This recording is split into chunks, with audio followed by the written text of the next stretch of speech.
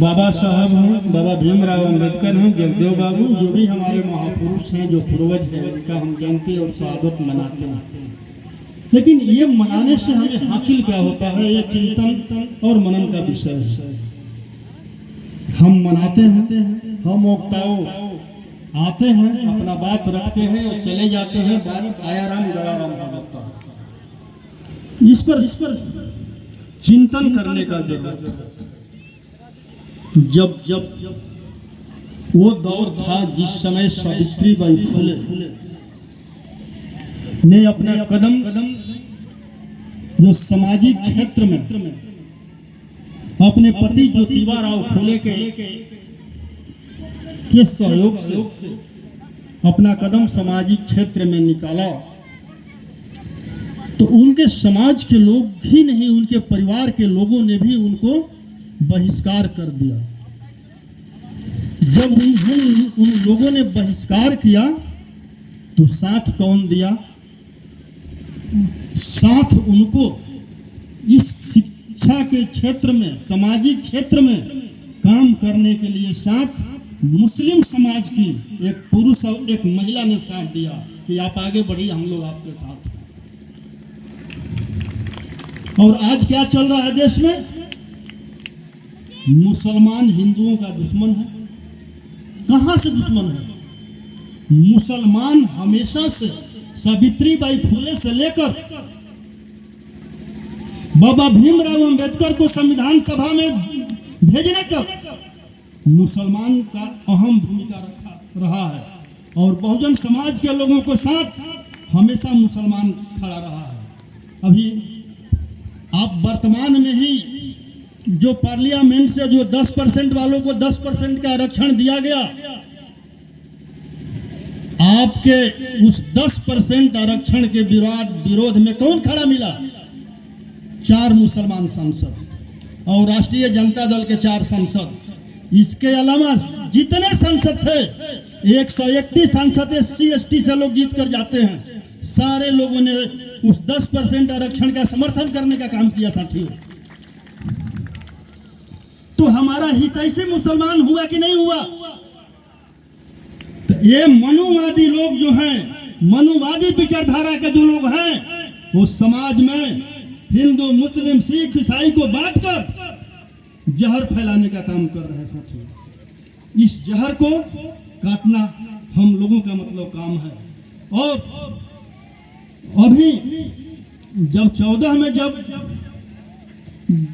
BJP RSS वालों का जब सरकार बना, तो उस समय जंतर मंतर पर संविधान को लोगों ने जलाने का काम किया, मनुवादियों ने। क्या हुआ? एक समाजवादी जो नेता थे, इस जो पार्लियामेंट में, जिनको हम बहुत आशा और विश्वास के साथ जिताकर पार्लियामेंट में हमने भेजा था कि ये जाएंगे तो संविधान का और हमारे आरक्षण का रक्षा करेंगे, लेकिन उन लोगों ने उन लोगों का साथ दिया और रक्षा करने का काम नहीं किया। ऐसे लोगों से भी हमें सावधान रहना होगा साथियों, ऐसे लोगों से भी हमें सावधान रहना होगा। अभी तत्काल में ही राष्ट्रीय जनता दल का जो सरकार का मंत्री हैं चंद्रशेखर जी, रामचरितमानस पर एक बयान दिया। जो सही है वही तो दिया है। रामचरितमानस आप देख लीजिए ना, रामचरितमानस जो है समाज में ऊंच नीच, भेदभाव, छुआछूत को पैदा करने का ग्रंथ है रामचरितमानस। उसी रामचरितमानस में लिखा हुआ है, ढोल गंवार क्षुद्र पशुगारी, ये सब तारन के अधिकारी, ये सब तारन के अधिकारी। ये क्या है? जब हम भी हिंदू हैं और तुम भी हिंदू हो, मंदिर का पुजारी सिर्फ तुम ही क्यों रहोगे? हम क्यों नहीं हो सकते हैं? हम क्यों नहीं हो सकते हैं? तो हम केवल वोट देने के लिए हिंदू हैं और तुम सत्ता में बैठ करके मलाई काटने के लिए हिंदू हो। ये सोचना पड़ेगा हम लोगों को। सावित्रीबाई फूले जब शिक्षा के क्षेत्र में जब आगे आए तो ज्योतिबा राव फूले ने हम लोगों के लिए कहा था दो रास्ता है, एक रास्ता मंदिर का रास्ता है जो गुलामी की तरफ जाता है, दूसरा रास्ता विद्यालय के रास्ता है जो आजादी शिक्षा और विकास की तरफ जाता है। चुनना आप लोगों को है, आप कौन रास्ता चुनते हैं। लेकिन उन्होंने कहा हमारे लिए, लेकिन चुन लिया उन लोगों ने, आरएसएस बीजेपी वालों ने चुन लिया। अब देखिए जितने धार्मिक संगठन है सारे संगठनों में बहुजन समाज के बच्चे काम कर रहे हैं, और जितने विद्यालय हैं सारे विद्यालय में आरएसएस और बीजेपी वाले के बच्चे पढ़ रहे हैं।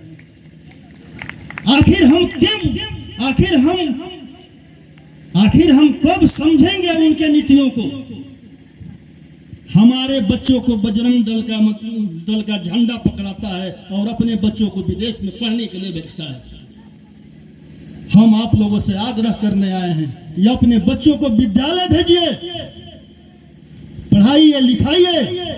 बिना शिक्षा का विकास संभव नहीं है, बिना शिक्षा का विकास संभव नहीं है। और हम लोग अभी जो देश का स्थिति है आप देख रहे हैं। एक बात हमको जगदेव बाबू के बारे में भी हमने पढ़ा है। जगदेव बाबू ने स्पष्ट शब्दों में कहा था कि बाघ और बकरी एक घाट पर पानी नहीं पी सकती, बाघ और बकरी एक घाट पर पानी नहीं पी सकता है। जो समाजवादी नेता कहता है कि हम बाघ और बकरी को बगल में बैठाकर एक घाट पर पानी पिला देंगे, उस व्यक्ति ढोंग कर रहा है, समाज के साथ छल कर रहा है, धोखा कर रहा है। संभव नहीं है कि बाघ और बकरी एक घाट पर पानी पी ले। जब भी बाघ को मौका मिलेगा बकरी को दबोच लेगा, और वही हो रहा है। आप देख लीजिए, इतिहास गवाह है इसका। सम्राट अशोक ने भारतवर्ष का जो विस्तार किया था, हम सम्राट अशोक का ही जयंती मनाते हैं उनका। आखिर राजा बृहदत्त का हम क्यों नहीं मनाते हैं, यह भी सोचने का बात है। और राजा बृहदत्त ने कौन सा ऐसा गलती किया जिससे मौर्य वंश का विनाश हुआ। इससे हमको सीख लेने की जरूरत है साथियों। राजा बृहदत्त ने एक ही गलती किया कि पुष्यमित्र सुंग नामक मनोवादी को अपना सेनापति बना दिया, अपने बगल वाली कुर्सी पर बैठा दिया। यही कारण हुआ कि उसने अपना सेना का विस्तार किया और राजा बृहदत्त का हत्या किया और मौर्य वंश का समाप्त हो गया। लेकिन उस इतिहास से भी हमारे नेताओं को समझ में नहीं आता है। हम बहुत आशा और विश्वास के साथ उनको जिताकर पार्लियामेंट और असेंबली में भेजते हैं, लेकिन वो जीतने के बाद जब उनके कुर्सी मिलता है, अपने अगल बगल ऊपर नीचे मनोवादी और सामंतवादी विचारधारा के लोगों को बैठाने का काम करते हैं और अपने लोगों को काटने का काम करते हैं। वैसे लोगों को भी हमको सबक सिखाना होगा। जब तक हम वैसे लोगों को सबक नहीं सिखाएंगे तब तक समाजवाद और जो सावित्रीबाई फूले, ज्योतिबा राव फूले, बाबा भीमराव अंबेडकर, बाबू जगदेव प्रसाद जी जो सपना देखे थे वो सपना पूरा करना संभव नहीं है। चूंकि हम किससे लड़ेंगे, जब हम लड़ने चलते हैं तो वो लोग इतने चालाक है कि हमारे सामने हमारे भाई को ही खड़ा कर देता है। आप देखे होंगे रामचरितमानस में ही तो लिखा हुआ है, रावण बहुत शक्तिशाली राजा था। वो कोई राक्षस था क्या? राजा था। आदमी का 10 ठो मूड़ी होता है क्या? होता है। आपके मौर्य वंश का 10 राजाओं का सर है वो दशानन, 10 राजाओं का सर है दशानन। कोई राक्षस नहीं था और डायरेक्ट लड़ने का क्षमता नहीं था। मौर्य वंश के लोगों के साथ तो छल किया, भाई को मिला लिया। अगर भभिक्षण राम के साथ नहीं होता तो राम की औकात नहीं था कि रावण का एक बाल भी बका कर लेता होता।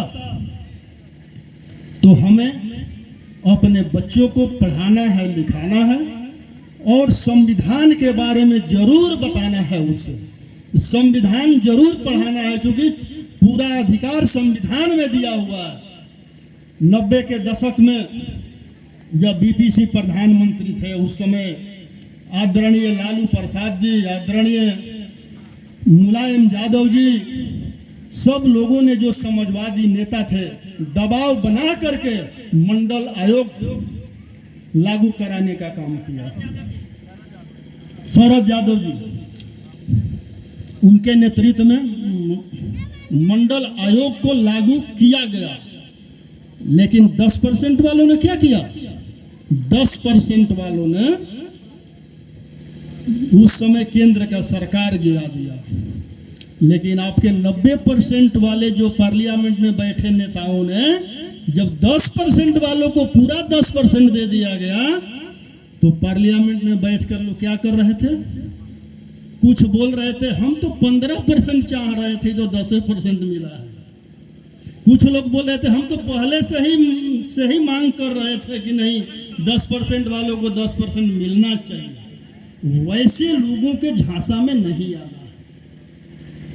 जो देखिए, जिसका विचारधारा ही अलग है, जिसके दल का विचारधारा ही अलग है, आरएसएस और बीजेपी के दल से अगर मेरा भाई भी चुनाव लड़ने आता है तो जीत कर जाएगा, तो किसका भाषा वो बोलेगा, किसके लिए काम करेगा वो? तो फिर हम उसके साथ क्यों रहेंगे? जो हमारे दल का विचारधारा है, जो बहुजन समाज का विचारधारा है, आप देख लीजिए, जगदेव बाबू के पास भी तो समझौता के लिए आया था ना ऑफर। उन्होंने समझौता किया क्या? अगर जगदेव बाबू ने समझौता कर लिया होता कांग्रेसी हुकूमत से उस समय का,